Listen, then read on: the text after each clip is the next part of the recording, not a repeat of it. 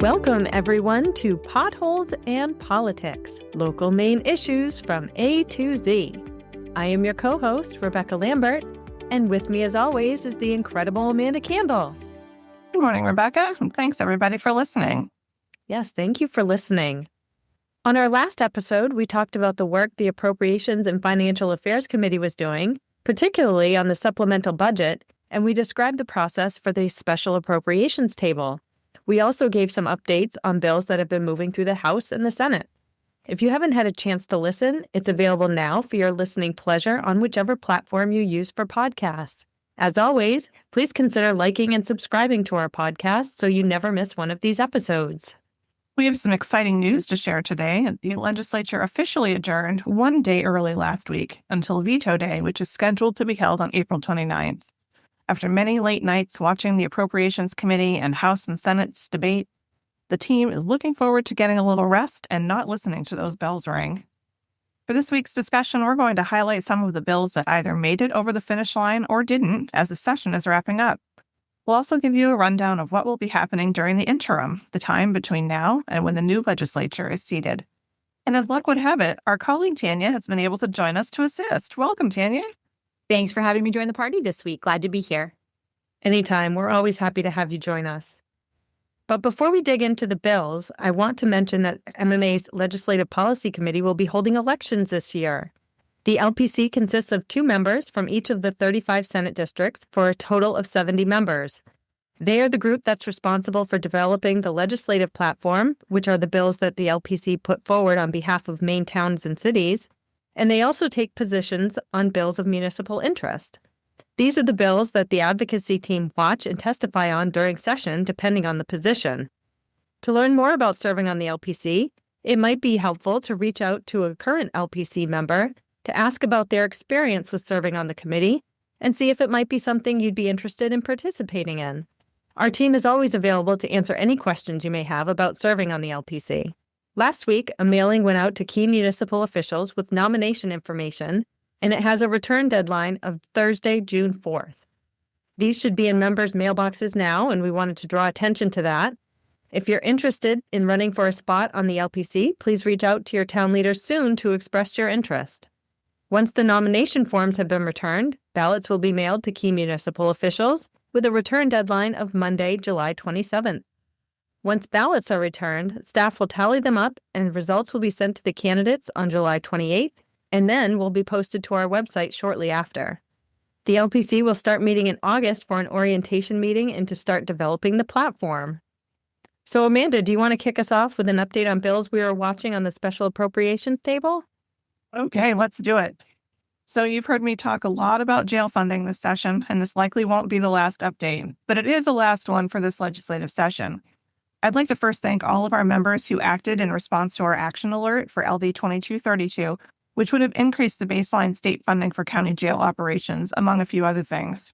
Legislators heard you, and while the bill as drafted didn't make it over the finish line, the jails will receive the $4 million that was missing from the last biennial budget. So even though this measure doesn't really move the funding in a forward direction, it doesn't set it back. The positive that came out of this process was increased cooperation between stakeholders, conversations with leadership about the value of the programs provided at the jails, and education to both legislatures and local officials regarding the impact of county jail operations on municipal budgets. As I said, this conversation isn't going away, and stakeholders will now be strategizing how to figure out the best avenue forward with an upcoming new administration. LD 2232 was signed by the governor on April 16th as an emergency measure, which means it is effective immediately, and those funds should be available through the regular disbursement channels soon. One bill I wanted to highlight for our listeners was one sitting on the appropriations table that would incrementally increase the minimum teacher salary to $50,000. This initiative was included in the supplemental budget, so the concept did pass, but the additional standalone bill, which was LD 34, was left to die on the appropriations table. In a similar fashion, LD 2159 is the bill that would require school buses to be equipped with and to use crossing arms. This initiative was also put into the supplemental budget, and like the minimum teacher salaries bill, the standalone bill was left to die on the appropriations table. Another bill that met the fate of dying on the table was LD 13, which is the bill that would have provided funds for producing and delivering election materials by the Secretary of State.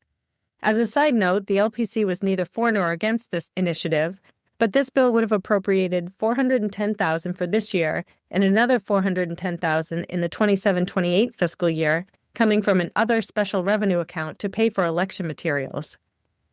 Moving on to the data center bill, you have some news to share about that one, right, Tanya? I sure do. LD 307, an act to establish the Maine Data Center Coordination Council and place a temporary limitation on certain data centers, turned into quite a saga after beginning as an empty concept draft early in the second session. After being amended to include a Data Center Coordination Council, say that 3 times fast, and then a moratorium on the creation of new data centers over 20 megawatts, this bill morphed into a very controversial one. Given the pipeline of data center projects, some communities, most notably Sanford and Westbrook, were opposed to a moratorium, or at least one that didn't create exemptions for projects already in the works. Debate over the bill got pretty heated, and a strong lobbying effort was made to support an amendment creating an exemption for some projects. Ultimately, those efforts failed, and as finally passed, LD 307 hits pause on large-scale data centers in Maine. It would block permits for projects over 20 megawatts until November 2027. During that time, the state's Department of Energy Resources would bring together the Data Center Coordination Council to study the impacts, both the upsides and the risks, and deliver recommendations to the legislature by February 2027. The Data Center Coordination Council does include a seat for a representative of MMA. The remaining wildcard is the governor's action on this bill. After public comments seeking an exemption for the proposed J project, which was not included in the final measure, there are questions about whether Governor Mills will sign or veto the measure. We will be waiting to see what happens here, as will many others. The other data center bill that we're waiting on, LD 713, was a bill to remove data centers from being eligible from the Betty and Dirigo business incentive programs, which has also not been signed by the governor, although it was passed to be enacted. This bill aligns data centers with other technology-based industries that are excluded from Betty, which is the business equipment tax exemption program.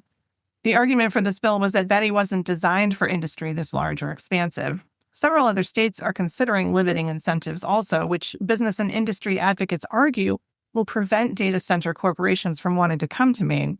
So while there is disagreement on this principle, the bill also directs the DECD to investigate what kinds of incentives, if any, may be appropriate for data centers. There were also several bills put on the special study table for review. To briefly explain this process, the special study table is a procedural mechanism used by the legislature where bills that propose studies are reviewed for funding, staff capacity, and relevance before final passage. The Legislative Council is tasked with reviewing the bills that have been placed on the special appropriations table. The council consists of legislative leadership members from both Democratic and Republican caucuses. At the Legislative Council meeting, only one caucus was present to vote on the initiatives. They did have a quorum, but only 6 members were there to vote on measures on the table. With that said, our team was hopeful that LD 634 would pass, which is a resolve to establish a commission to study the reduction of unfunded and outdated municipal and county mandates. This would have been a positive step to considering and with any luck addressing the outdated and unfunded mandates that municipalities and counties have seen throughout the years. Unfortunately, this one did not make it over the finish line and in fact garnered 0 votes of those council members present. However, the Real Estate Property Relief Task Force will continue its work in the interim, right, Amanda? Indeed, they will, much to my excitement. The bill relating to the task force, LD 2244, was signed by the governor on April 16th and allows the task force to meet a total of 8 times during the 2026 interim, and also directs Maine Revenue Services to conduct a survey in conjunction with other stakeholders to ask assessors about the tree growth tax program. We anticipate that the task force will begin meeting sometime mid-May. There's one additional study from the table that the team is covering as well, which is LD 646. That one is in your portfolio, Amanda. Do you want to tell our listeners what that's all about? Sure. That bill proposed this study, which was a resolve establishing the commission to study unmanaged stormwater pollution and was sponsored by Representative Bell on behalf of the Friends of Casco Bay. I testified neither for nor against on behalf of the LPC, but was sure to relate to the ENR committee that officials were concerned about the potential for additional legislation that may arise from the commission that could place administrative, financial, and resource burdens on communities that are not currently part of the municipal separate storm sewer permit, which is an MS4 permit. Likewise, any potential additional requirements placed on current MS4 communities causes concern. Our municipal stormwater partners testified in force that this additional commission was unnecessary, and DEP testified that because they are currently already revising the Chapter 500 stormwater rules, the commission was not only unnecessary, but the department was in no position to assist with further research. The ENR committee questioned me about my preemptive concern and observed that I might be concerned about potential mandates in the future, to which I responded that indeed I was. Since this bill did not have an emergency preamble, no work can begin until after the 90-day period from adjournment, which is likely to be April 29th or veto day, but we don't know that for sure. In the housing realm, the fix bill that we've talked so much about has finally been enacted and was also signed by the governor on April 16th. After all those work sessions and language reviews, did our members get what they were hoping for, Tanya? Well, that's hard to say, actually. LD 2173 was a real roller coaster. After much testimony and those 5 work sessions, our members do feel some relief given the return of growth caps and improvements to state-mandated minimum lot sizes over those that were codified by LD 1829. The final version of LD 2173 passed by the legislature pushes back the implementation date for all of the provisions of 1829 and several other land use bills to July 1, 2027. That was a primary concern of many of our member communities. The emergency preamble was stripped, however, meaning the repeal is not effective prior to the implementation date of the previously enacted laws, and the final wording of the bill is incredibly confusing, given that it modifies previously enacted statutes. We suggest that members stay tuned and take note of the upcoming technical assistance sessions from the Maine Office of Community Affairs on LD 1829, 997, and 427, all of which are impacted by the passage of LD 2173. The next technical assistance session is May 5th, and we will put a link to these in the show notes. Several other bills resulted in an end that we didn't want. For example, there was no additional funding for general assistance, and the 2 bills that would have addressed non-transport emergency services reimbursement and paramedicine both died on the table. But for now, while we're cleaning up our legislative files and waiting to see what happens on veto day, the team is also looking ahead to what work will happen during the interim. Between the 3 of us, there are multiple task forces, commissions, committees, councils, and working groups that either include municipal representatives or that staff will monitor. Some of those are standing groups like the Right to Know Advisory Committee, the Abandoned and Discontinued Roads Commission, the County Corrections Professional Standards Council, and the Maine Education Policy and Research Institute Steering Committee. Others are the result of legislation, like the work group to study inland moorings, the Cannabis Advisory Council, the stakeholder group to modernize the subdivision laws, and potentially the Data Center Coordination Council. The team will be watching them all, and if the need for municipal representatives arise, we'll be sure to let you know. And I don't know about the 2 of you, but after this session, I am exhausted.